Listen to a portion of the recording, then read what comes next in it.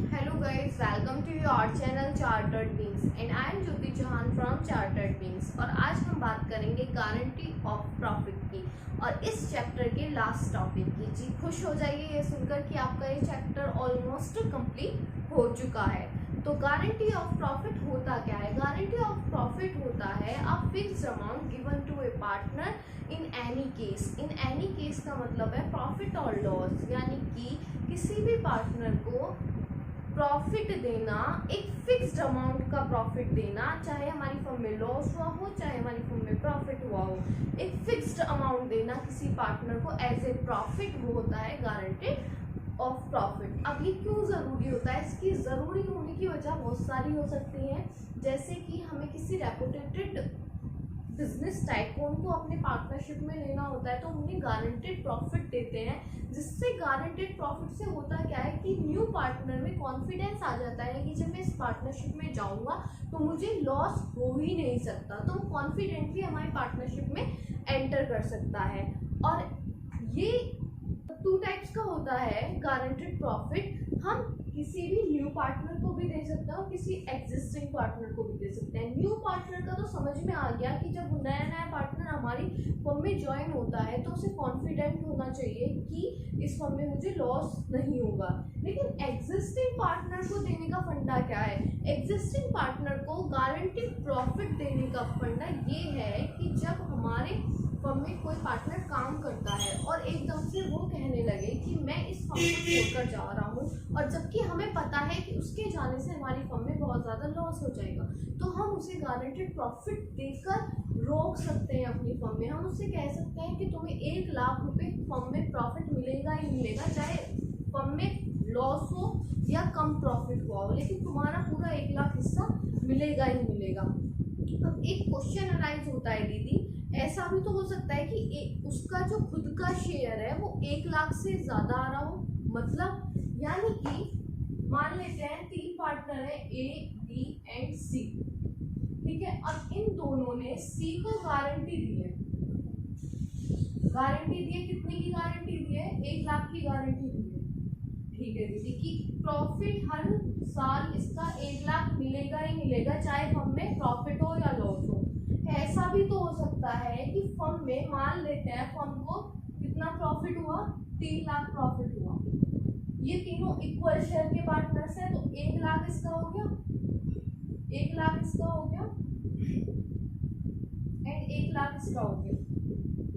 सो guaranteed profit कितना था? 1 लाख। मिला कितना है उसे? एक्चुअल शेयर उसका कितना है? 1 लाख। तो यहाँ कोई उसे नुकसान नहीं है कि जितना हमने उससे वादा किया था उसे उतना ही प्रॉफिट दे दिया। लेकिन ऐसा भी हो सकता है कि यहाँ 6 लाख हो तो इन सबके प्रॉफिट 2-2 लाख हो जाएंगे और उसका गारंटेड प्रॉफिट कितना है? इतना।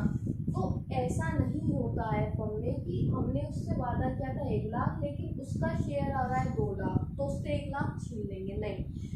ये रूल है कि अगर उसका शेयर गारंटेड प्रॉफिट से ज्यादा है तो जितना उसका शेयर आया है वही उसे मिलता है। तो इट मीन्स एक नोट बन गया ये आपके नोट्स के लिए कि गारंटेड प्रॉफिट से ज्यादा उसका शेयर प्रॉफिट ज्यादा हो तो इस केस में हम उसे पूरा शेयर प्रॉफिट देते हैं, ठीक है। फिर वहां गारंटेड प्रॉफिट की कोई बात ही नहीं रह जाती, क्योंकि गारंटेड प्रॉफिट एक ऐसी लिमिट है जिसे क्रॉस कर चुका है शेयर प्रॉफिट। तो जब शेयर प्रॉफिट उस लिमिट को क्रॉस कर देगा तो हम शेयर प्रॉफिट कंप्लीटली उसे दे देते हैं। उस लिमिट की बात जब होगी जब शेयर प्रॉफिट उससे नीचे रह जाएगा तो हम उस लिमिट की बात करेंगे, वो तब मैटर करेगा। तो ये था न्यू और एग्जिस्टिंग, और इसमें रेशो भी मैटर करता है कि ओल्ड रेशो है या एग्रीड रेशो है, यानी कि ऐसा भी हो सकता है कि जो पुराने पार्टनर्स हैं उनका प्रॉफिट शेयरिंग रेशो 1:1 है, लेकिन वो कहते हैं अगर सी को हमने गारंटी दी है और सी की गारंटी में कोई कमी आ जाती है तो हम दोनों से 2:1 रेशो में डिस्ट्रीब्यूट करेंगे, यानी कि उन दोनों ने एग्रीड कर लिया डेफिशिएंसी रेशो। और ऐसा भी हो सकता है कि वो ओल्ड रेशो में करें, यानी कि जो प्रॉफिट शेयरिंग रेशियो है उसी में अपनी डेफिशिएंसी को शेयर करें। तो दोनों में से कुछ भी बातें हो सकती हैं। इसका एक एग्जांपल भी ले लेते हैं किस तरीके से आपको पेपर में करके आना है। तो एग्जांपल है कुछ इस तरीके से कि ए बी दो पार्टनर है 2:1 रेशो एंड नेट प्रॉफिट हुआ है फर्म का 1 लाख। ठीक, सी एक नया पार्टनर है, सी का जो शेयर है वो नया पार्टनर है क्योंकि उसका शेयर 1/10 है ऑफ द प्रॉफिट, यानी कि सी नया पार्टनर हो गया, उसका प्रॉफिट में 1/10 शेयर हो गया।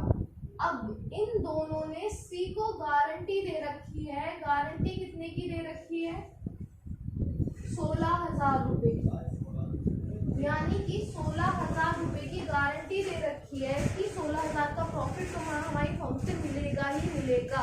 अगर कोई डेफिशिएंसी हो गई यानी कोई तुम्हारे प्रॉफिट में कमी आई तो ए और बी उसकी गारंटी देते हैं कि तुम्हारा प्रॉफिट में जो कमी आएगा हम उसे देंगे।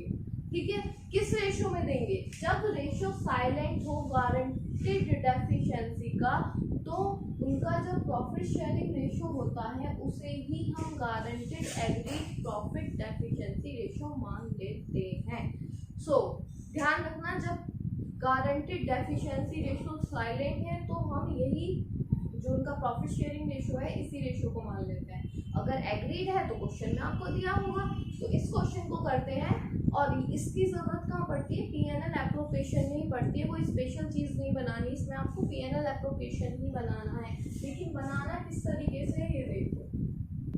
सो जैसे पीएनएल एप्रोप्रिएशन बनाते हैं हम उसी तरीके से पीएनएल एप्रोप्रिएशन बनाएंगे। इधर की साइड बाय पीएनएल अकाउंट लिखेंगे और नेट प्रॉफिट लिखेंगे 1 लाख रुपए।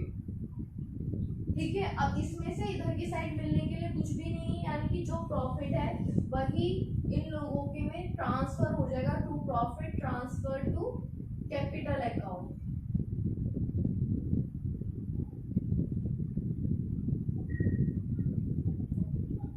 Transfer to capital account.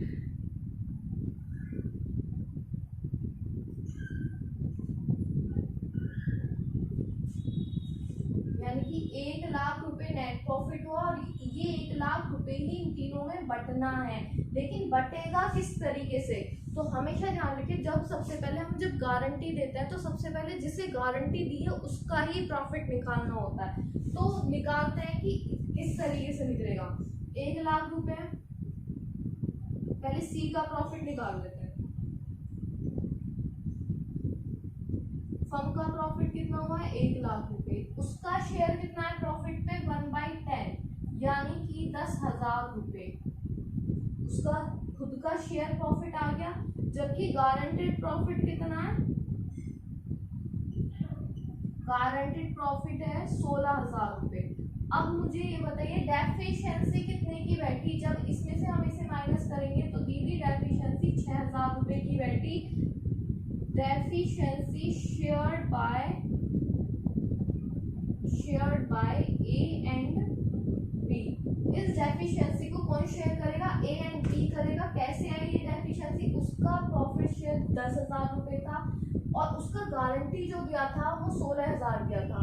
तो इस 16 कितने से ज्यादा है इसकी गारंटी 16,000 से, क्योंकि गारंटी ये है 16,000, प्रॉफिट इससे कम आया यानी कि नीचे आया 10,000।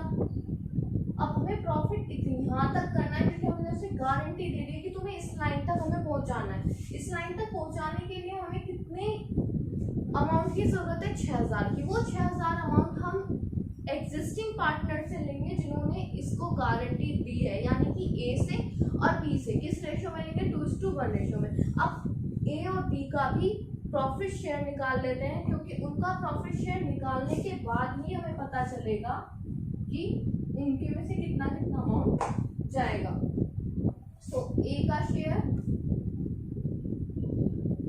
अब बताइए मैं यहाँ 1 लाख रुपए लिख दूं, नहीं 1 लाख रुपए नहीं लिखे जाएंगे। पहले 1 लाख में से जितना उसका शेयर था 10,000 वो माइनस हो जाएगा और जो आएगा 90,000 वो यहाँ लिखा जाएगा।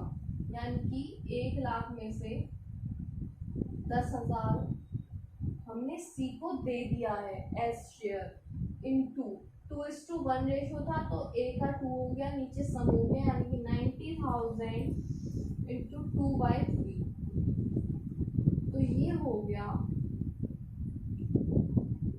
60,000। ओके, ये यानी कि ए का जो शेयर आ गया वो 60,000 आ गया। अब इसी तरीके से बी का शेयर निकाल लीजिए 90,000, क्योंकि ए और बी का जो हक है वो केवल 90,000 रुपए का है, दोनों का मिलके इसका 1/3 था, तो इसका आ गया 30,000। अब देखिए उसे कितनी अमाउंट देनी थी, 16,000 देनी थी, जिसमें 6,000 रुपए की कमी बैठी है जो ये दोनों देंगे। अब माइनस करेंगे डेफिशिएंसी,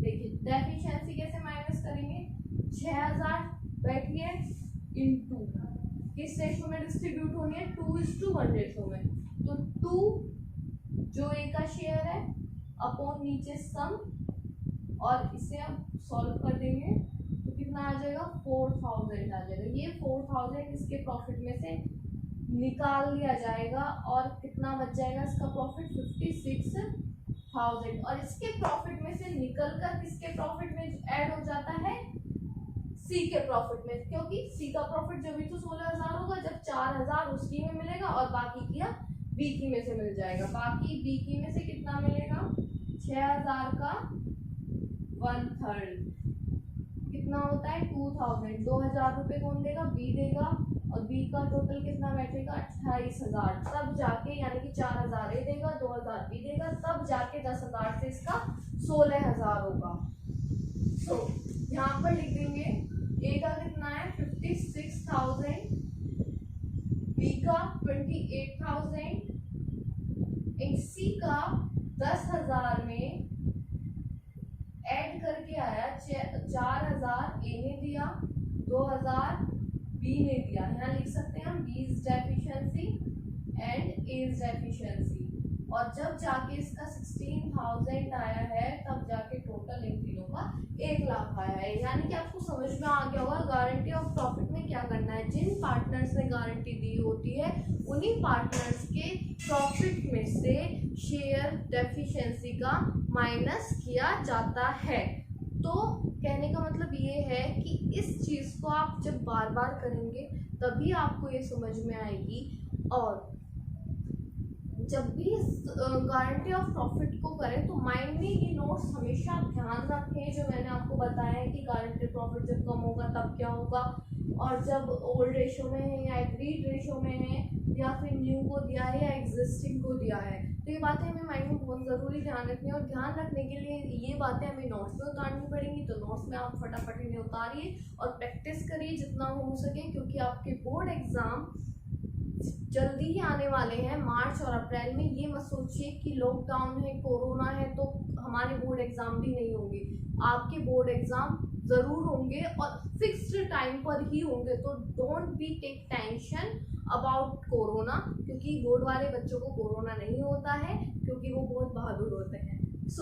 ये वीडियो अच्छा लगा हो तो लाइक करें एंड कमेंट बॉक्स में कमेंट करके ज़रूर बताएं, और मेरे चैनल को सब्सक्राइब करें। Thank you.